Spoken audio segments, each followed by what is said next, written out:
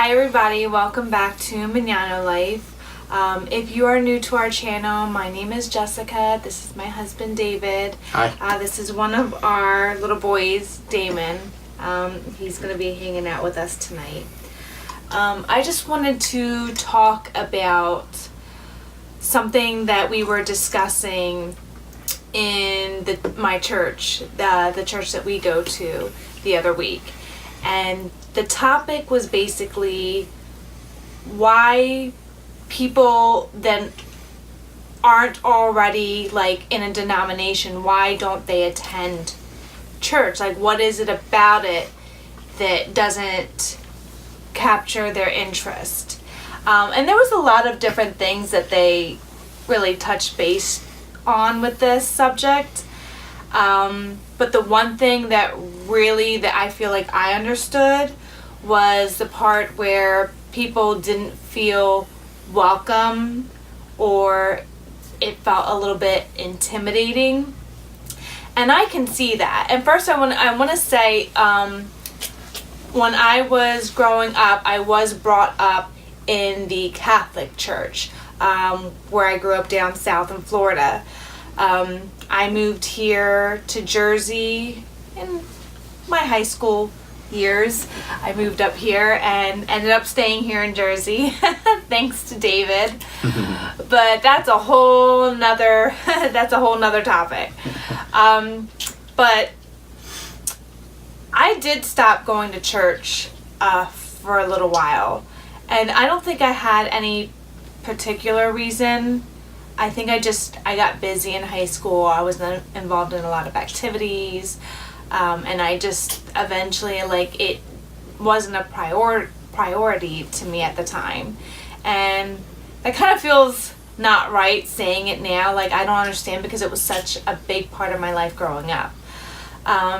But once David and I were actually married, we tried actually attending a few different places, either by recommendation of, maybe a friend or a mutual friends, or somebody that I would just randomly be chatting with in a store. And out of the ones that we tried before we started becoming members of our Methodist church, we tried quite a few. I can remember at least 4 or 5 off the top of my head. I'm not sure if there were more or not. And we would try some of them a few times. And not even just my experience, but I've even had people tell me a little bit about what kind of turned them away as well. As far as the intimidation part, there are some, of course, dressing a certain way. Not that that was intimidating, because I was used to that.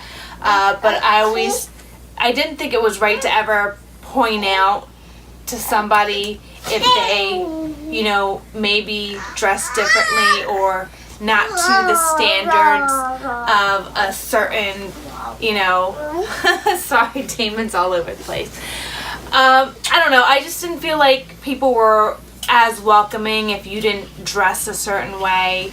You didn't meet certain standards, which, again, I know it's a kind of a respect thing. You should be dressing your best, so to say. At least that's what I always was told growing up, and there's nothing wrong with that. There is definitely nothing wrong with that. But I don't think that people should feel less welcome if they don't feel comfortable, dressing up, or maybe are unable to, or maybe they just don't want to. They shouldn't feel outcasted in any way. That I don't think is acceptable. I know money is could be another issue. I mean, there's a lot of great causes that you should, give to whatever church you belong to. I mean, whether it's for scholarship or to help your fellow neighbors or your community. I mean, there's tons and tons of reasons to give. But no one should ever be called out if they can't give a certain amount. Like it's I've heard and I've experienced where you have to give so much of your income, like it's expected almost of you. And if you can't do that, like that's not acceptable. And I mean, I don't think that's okay. And no one should ever feel bad about that. Even in my case, I went to so many different churches, tried them out in my life. I just never felt welcome. I never felt comfortable. And I wasn't even baptized up until a few years ago when we started going to this church. Because when I was a baby, I was my parents' third child, and they were busy. They didn't have time to go to church. They were raising 3 children. And my parents had 3 different churches turn them down for baptizing me because they didn't see my parents in the church often enough. When we started going to this church, the pastor there, no questions asked. I asked him if he would baptize me. Sure, not a problem. He knew that I worked on Sundays and that I wasn't going to be able to be there all the time. And he understands. He's a great guy. We absolutely love our pastor. We really do. I can't even say enough great things about him. Like, the moment I started going to our church, like, and I was scared, and I went by myself with our children, because, you know, the majority of the times he does work on Sundays. Very occasionally, if he does have off, because he either took more than likely he took the time off, he will come with us. And that's really nice. I was baptized with our first son and my daughter at the same time. Yeah. On Father's Day. Yeah, actually, that's true. But when you go in, and that's a feeling. I mean, you could go to a church that's great, and maybe like the people could be great there. It's just that sometimes, you know, it's the way you have to feel. Like, I don't even know how to describe it. When you go and you just know it's right. I feel welcome there. I always feel like I'm at home when I go there. I always feel comfortable. Nobody's ever looking at you like, oh, look at this guy, look at that person. It's not that feeling at this place. No, and there's such, I mean, we have such a variety of just age and just different, like, I mean, everybody that I've spoke with, they just all had their own experiences that brought them to our church. But I get how when people say they don't feel welcomed, or if they feel that people that go to church are hypocritical because you're not practicing what you preach in a way. And I have a lot to learn because I mean, like I said, I grew up in a Catholic church. There was quite a few years that I didn't attend anything at all. And even still, even though we've been going for a couple of years, I'm still learning because I don't even feel like, even growing up in the Catholic church, the way that our pastor like breaks things down and just makes everything not even just more understandable, but he makes it real. He actually gives us real examples out of his life, or however you know, maybe stories that he's come across in his life. But it's real relatable, and it's understandable, and I feel like I can apply it more to my life now. The way I see what you're getting at, but the way I look at that same thing is, like, I know every church leader, they all give their interpretation of the Bible. That's their job. That's what they do. But a lot of times when you go into these churches, they're just so monotone.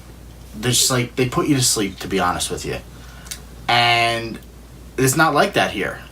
Like, he's so upbeat, he's so down to earth, so real, and it's just very relatable. It is. I mean, I had to. I wish I could just bring you along with me, to just have you experience. Like I don't know. It just brought this feeling to me that was just amazing and really brought me back to the church. But as far as hypocritical, I want to get back to that topic just real quick too. I don't even know. It's a struggle. I'm going to admit, like, having to, or not even having to, just trying to reflect how you think you should be in everyday life that would be honorable. I mean, not just to God, but to your family and to your community. It is a struggle because life and people are complicated and everybody's different, and that's okay. And I don't want people to feel like they need to believe what I believe. I want to have my freedom to believe what I want to, and I respect, that everybody else has the right to believe in anything, that is, anything that they believe in. But practicing what you preach, I can see that. Even growing up, I remember, especially after church, going to breakfast, and I would see, and we belong to a really, really big church. I feel like in Florida, like, they're all, I don't want to say super churches, but they're huge. They're just huge. And I would recognize a lot of the people after, and they were, sometimes the way they talk to people, and, whether it be their waitress or just other people when they're coming in, the restaurant, or even just, I've seen some of these people out in public in the stores when I would, be out with my grandmother. And you're just like, aren't you the same person that was sitting, like, in the aisle a few down? Like, I just feel like I see where people get it from, where they feel like we are, people of religion can be considered hypocritical, because you shouldn't be Sunday just like on Sunday. I mean, it's supposed to be applied to everything that you do. And again, I have a lot of work that I need. I am not anywhere close to perfect, and I struggle a lot. But it's just sad, though, because I really do feel so much better belonging to the church that we belong to. Like, I can't even describe it. Like, it really is amazing. And I hope you get to join us as hopefully I grow with our church and our experiences, and try to apply it to our children's lives too. Especially, I mean, our kids go to public school. They do not go to any religious school other than like on Sunday school, and we belong to, our kids belong to the Awana group. But other than that, our children do attend public school, and I want them to be respectful, that they're not pushing their beliefs onto people or forcing their beliefs onto people, but I want them to still be comfortable to believe what they believe in, and to practice the things that we learn in their everyday life, especially in school when there's a lot of influences. It's kind of a challenge, especially for our daughter who's 10 years old. I kind of have to talk with her, maybe not every day, but we do have to, just remember, I understand, this person may have been doing this, and, maybe you should have reacted differently, and not that it's wrong the way you reacted. I mean, that's, sometimes it's hard to control the way you feel, and people can be quick to just, like when you feel like you have to defend yourself. I mean, I feel like that's a natural reaction, but we do try to remind her, do you think, this is okay? Or if someone, what they did to this child or what they did to this girl, if that was you, would you be okay with that? You gotta think about that. And I don't even think that's just I don't even think that's a religious thing. Like, that's just a respect. No, I mean, we're not trying to push religion on anybody here. No, this is just our personal experience, our personal thoughts. I mean, my whole life, I was never the most religious person. To this day, I still have never even opened the Bible. But I believe in God. I mean, I went through a long period of time where I didn't believe. I mean, I was really down, really depressed, and I mean, it was a dark time for me. But I got through it. I don't know. Yeah, but oh, he's getting sleepy, so I think we're gonna wrap this up soon. I am going to be talking more about just our experiences, and not for all of our videos, but I would like to include that because this is part of who we are, part of our personal growth with our family. So there will be future discussions in our upcoming videos.